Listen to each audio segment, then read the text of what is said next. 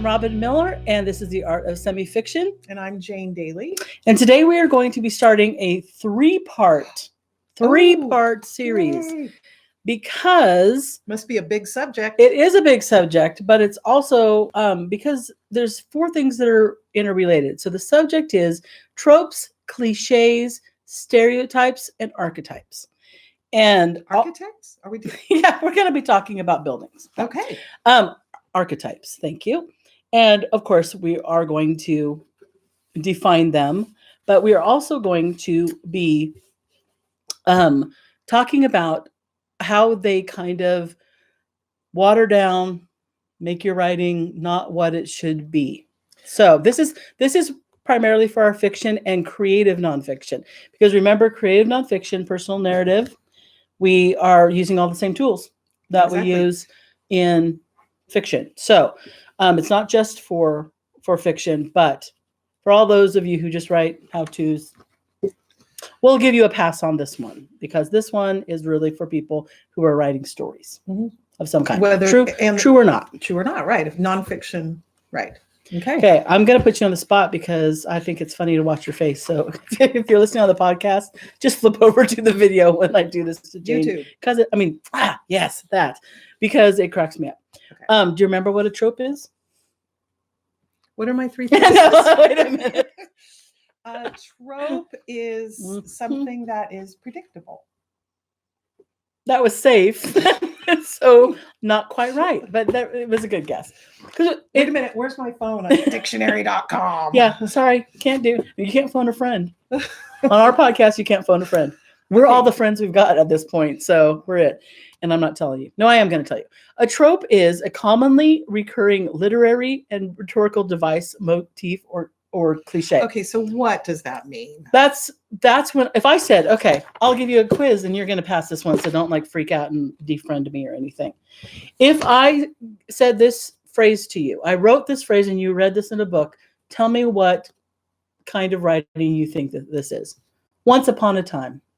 That is a I gave you the easiest one first, Jane. My mind went blank. It's a fairy tale. Thank you. Whew. Oh my gosh, that was going to be embarrassing. It was a dark and stormy night. Snoopy. That's sort of true. Literary fiction. Yes, but it is going to be what is the feeling of that book? Serious. Yes. Dark. The Butler did it. Ooh, mystery. There you go. Okay, this one is going to crack you up. Okay. His chiseled chest dripped with sweat, and her long flowing hair cascaded to her tight waist. What do you think that is? That would be like kind of a Harlequin romance. That'd be romance. Exactly. Look at that. 4 out of 4. You didn't even blow that test. So that was a trope. So those are tropes. Okay. If it's commonly recurring, it's the phrases, it's the settings, it's the boring old words that we know. As soon as we hear them, it is instantly recognizable. But is a trope bad? A trope is almost always not good. I mean, obviously, if you're writing a book of new fairy tales for children, Once Upon a Time is going to be okay. Okay. Right? But if you're trying to write the newest, coolest, or a twist on romance, like a Christian romance kind of thing, do we need to see chiseled chests? Chiseled chest would be inappropriate. Yeah. Long flowing hair and tight waist. We need, wear some plump redheads. I'm just saying, in a romance, we can have a plump redhead here and there and be good to go. I don't know. So it's anything that is a literary device that is the equivalent of, if you're watching a movie. It's like manipulative. Well, yeah, because it's cliche. It's recognizable. Okay. It's something that you're never going to see. If you're reading it, well, depending on what kind of fairy tales you read, you hope you're never going to read a fairy tale where it is described, the prince is described as having a chiseled chest, right? Because that's not it's not appropriate, period. But it's not appropriate in that genre. So you want to stay away from the predictable. That's pretty much what all of this is going to be talking about over the next 3 parts. staying out of the predictable. Okay. We don't want our readers to No go. tropes. We don't want our readers to say, we've read Tropes that, been bad. there. So no tropes. bad. Okay. So the next one, again, these are all very closely related. Okay. Clichés. Do you know what you want to define that, or do you want me to Well, define it for you? I'm I'm afraid of you now. A cliche is what I think of as a phrase that's overused, like There- at the end of the day, or for me, the one I really don't like is let's unpack this. That just kind of bothers me. I mean, why can't we just explain it? Do we have to unpack it? Because no. So Okay. that's what I think of. Pretty much, I'm going to read this because it's going to make you feel good. I'm just going to read my definition. All right. Clichés are phrases or expressions that are so overused, which is the word you used. They're annoying and display a lack of original thought. In writing, clichés refer to kinds of stories, plot lines, or characters that are predictable. That's going to be the through word, Okay. predictable, and therefore boring. Okay. No boring. And again, you use I'll give a couple examples, and yours is perfect. Actions speak louder than words. The grass is always greener on the other side. The apple doesn't fall far from the tree. You can't judge a book by its cover. When you're using those kind of phrases or ideas, if you use it, it's already been done, and so it's cliche. And if it's been done so much, it's kind of like the book The Hunger Games. I didn't read it, but my teenage daughter made me watch one of them, though, and I watched it like this. For you, because I don't like gory things. I don't like scary, tense things. For those of you on the podcast, that was me scrunching my eyes tightly closed. But out of love for my daughter, I sat in the theater with my eyes closed, paying $200 for a small popcorn. Okay. But what happened after that Hunger Games? And what happened after, do you remember the vampire one? What was that? Twilight? Was it called Twilight? Suddenly 18,000 vampire love stories. Suddenly 18,000 utopian worlds where people are fighting and For survival, Yeah. right? For food. So Yeah. what happened was an original idea Became a it trope. became a cliche. Oh. The trope would have been the words and settings that would have been, you would have instantly recognized them. Got it. And there could be some tropes in there. So if somebody says in a post-apocalyptic world, children were being sent to fight to the death, and you're going to know it's a Hunger Games-y kind of book. So that's kind of the trope, but it has to be something that's instantly recognizable to be a trope. So you always know what you're getting, and it's predictable. A cliche is something that's just overused. And in this case, vampire love stories, overused now. But when Twilight was written, there weren't a lot of vampire love stories out there. Well, other than Buffy the Vampire Slayer. Was that a love story? I didn't watch that either. I don't know. I never watched it, but I thought, maybe her and Angel. Okay, I didn't watch any of it, so I have no idea. Okay, well, but the point is, often something it's kind of like 7-Up was the lemon lime soda, and then there was Sprite, and all the others. Well, actually, I don't know which one came first. To be perfectly honest, I don't drink that either. 7-Up came first. I think it did come first, but it's kind of that same idea. The people who are trying to make a copy of what is successful, that becomes cliche after a while, right? Sure. It's been done. It's predictable. We know what's going to happen. In a lot of romance books that even Christian ones, you kind of know there's a strapping, main character and some woman, and they end up married, or end up in love, something like that. What a romance is going to do. So that becomes cliche. So how to avoid that is your goal. Okay. You don't want predictability. So tropes bad, cliches bad. And guess what else is bad? Stereotypes. Of course, Stereotypes are bad. You want to take a shot at defining that for us? Well, your stereotype. So I think of somebody who is the villain, as with the little mustache that they squeeze the ends and twirl them, and they wear dark clothing. Yeah, that's kind of what I think of as a stereotype. Well, it's basically any oversimplified image of a people or a culture or a place. Like we get all the time, because we live in California. I am so done, especially since I've spent about 10 years of my life living abroad, and everybody thinks that we're all walking around in string I know this is an image nobody wants, but a string bikini and we're all talking to stars. And we're because movie stars are everywhere. Yeah. And we're all living on the beach. When I say, no, I live at altitude in the mountains, and they're like, yeah, there's no mountains in California. Like, actually, the tallest mountains in America, except for Alaska, are in California. Yeah, we do have the, almost 15,000 foot mountains, and I live among them. So those are stereotypes.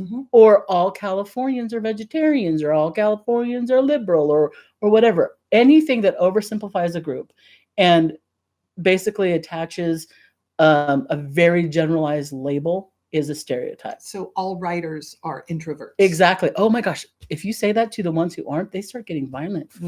All the people, no, I'm just kidding. Whenever you say all the writers. Yeah. So some examples of stereotypes are the women must, in a relationship, in a marriage, must be the caregiver. So they're going to be the nurturing one, and the father's going to be the, I'm going to go out and hunt and make fire kind of thing.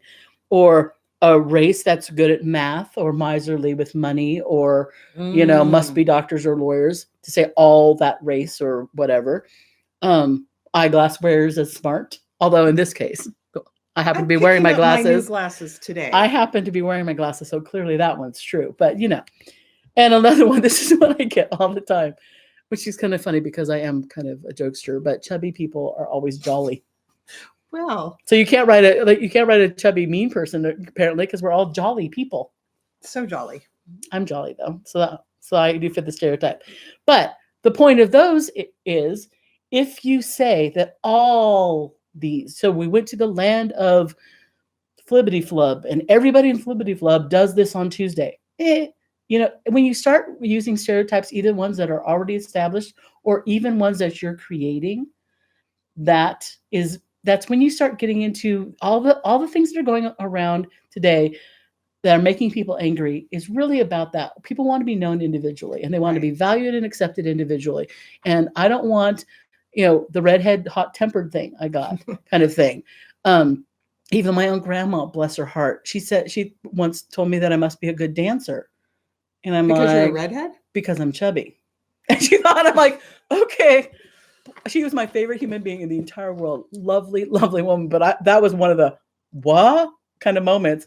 That was for whatever reason. However she got that into her mind. Maybe it was just her experience, was every chubby person she knew could, work the dance floor.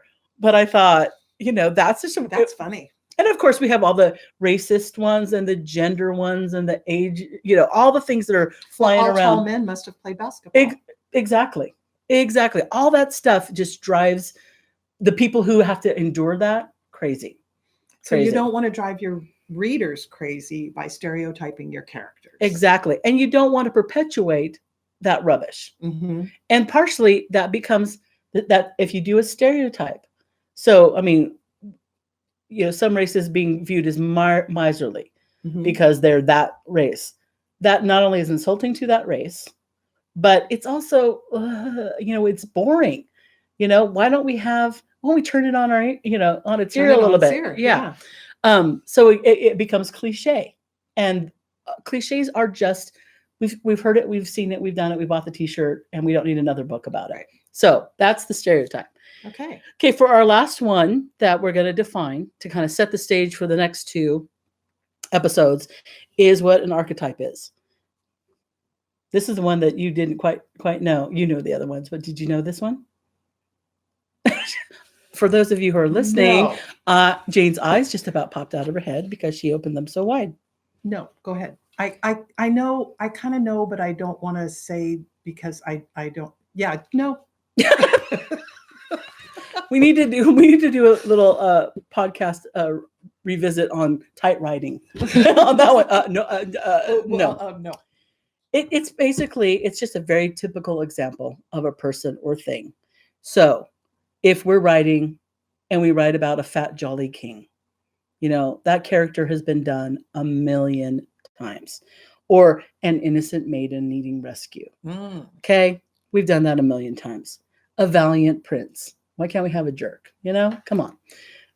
Or a wizened grandmother. So you're taking these characters and we've seen them over and over. They tend to not only be, as soon as we see them, and one of the problems with using one of those archetypes is because there's such a connection to past stories, because we've seen those characters appear in so many different contexts. Like a wicked stepmother. Yeah, exactly. We know the story, we think. So you're already predisposing your reader to go, I already know the end of this. I know how this So is not be. be engaged. And they're going to miss, even if you tried, if you put it in archetype, if you've got a stereotypical, cliched, trope-laden character, what's going to happen is, even if there's some kind of nuances that are unique or twists, we're going to read over them. Your readers are not going to pay attention because they think they already know. They already know what you're all about. Have you ever had that in a conversation with a person who they think they've got you sussed? Oh, sure. I mean, we joke about when we first met, and I thought, this woman is never going to like me. I mean, look at her, for gosh sake. She's like put together. She's cute with a little cute little hair and a little skinny body. And you just look so put together. I stereotyped you. I had you as the quintessential vice president of a bank woman who is going to look at me and go, y'all need to just step aside because you are a hot mess. And I'm not playing there in that sandbox. Thank you. So I even did that with you. Shocked. I know. Shocked. Oh my gosh, she is so not, because she's heard the story 5 million times. But and you forgot my posture. Oh yes, I didn't say it because she gets mad at me. But yeah, she has freakishly good posture. It's bizarre. It is unnatural. And I thought, because I don't have freakishly good posture, even my best posture is slumping over. It's Hunchback of Notre Dame compared to yours. And so I just assumed, and the assumption I made was, there's nobody who is young, hip, cool, well-postured, accomplished as you, who's going to want a chubby goofball who slouches as a friend. I mean, that was the reality of it. I made that assumption. And that's what your readers will do. If you paint a stereotypical character and you don't, we've talked about, we have that great podcast on creating complex, compelling characters. Don't have them one-dimensional, because if you do that, your readers will make assumptions, just like I did with you. And if I hadn't been thrown together with you, because we served on a board for a long time together and we were at the same writing conferences and things, and if we hadn't had that situation where I got to know you behind the adorable hair and the freakishly good posture, I would not have realized how much we have in common and how great our friendship was going to be and is. It is a little bit of the odd couple still. I mean, she is all about waking up at 5 a.m. to go to spin class, and I'm all about going to bed at 4:30 in the morning, kind of thing. But I would have missed that. Well, and that's what will happen if you're writing about someone and you make them a stereotype or an archetype, which I can never pronounce, archetype. Your readers they're gonna be bored, because they're gonna be like, I know this. I've read this 1,000 times. I don't need. That's why that compelling character building is so important, that you don't just have someone who's two-dimensional, that you fit into a box. Well, she's blonde, so she must be dumb. Yeah, exactly. Or the glasses and the smart and the redheads being hothead, all those things. Or any, she's old, so she's past it. She can't Instagram, or even she's young and she can't have any wisdom. All those things that we do that make our characters basically somebody that our readers dismiss. We've lost the battle. We have lost the battle. So it's important to avoid all of these things. I'm just going to run through them again, and then we're going to be talking about how to avoid all these things and some specific things you can do in the next couple of episodes in the series. Because it's one thing to know about it, and then the other to figure out, am I doing that? And you're going to need, and I've got some concrete strategies for how to avoid. Excellent. So we were talking about tropes, which are those commonly recurring literary and rhetorical devices, motifs, or cliches. So that's the dark and stormy night, the once upon a time, anything that as soon as you hear that word or see that scene or whatever, boom. Yeah. I mean, if I showed you a picture of a guy with a mask and a chainsaw. Oh yeah. Horror story. Yeah. Right. So any image or phrase that immediately draws something to your mind, that's a trope. Okay. Cliches. Cliches are just overused phrases, like you said. So we want to find a unique and interesting way, because it becomes white noise. So just unique and interesting way to say something. You can't judge a book by its cover. Actions speak louder than words. No. Okay. And then stereotypes, and again, all these are really linked. It's a widely held but fixed and oversimplified image or idea of a particular type of person or thing. So Californians are not all liberal, and we don't all live on the beach. Right. Okay. And the archetype, it's a very typical example of a certain kind of person or thing. So all of California is a beach would actually be an archetypal description of California, or the king as a fat, jolly guy who's Right. kind of goofy Okay. while things are going along. That's an archetype. All right. With that Okay. information in hand, we're going to then look 2 more episodes on how to address these things and make sure they are not in your writing. So stay tuned for those next 2 episodes. In the meantime, I am Robynne Miller. And I'm Jane Daly, where we explore every corner of the written word. Thanks for listening. And don't forget to subscribe, like, and leave a review for us. Thank you for Thanks. listening.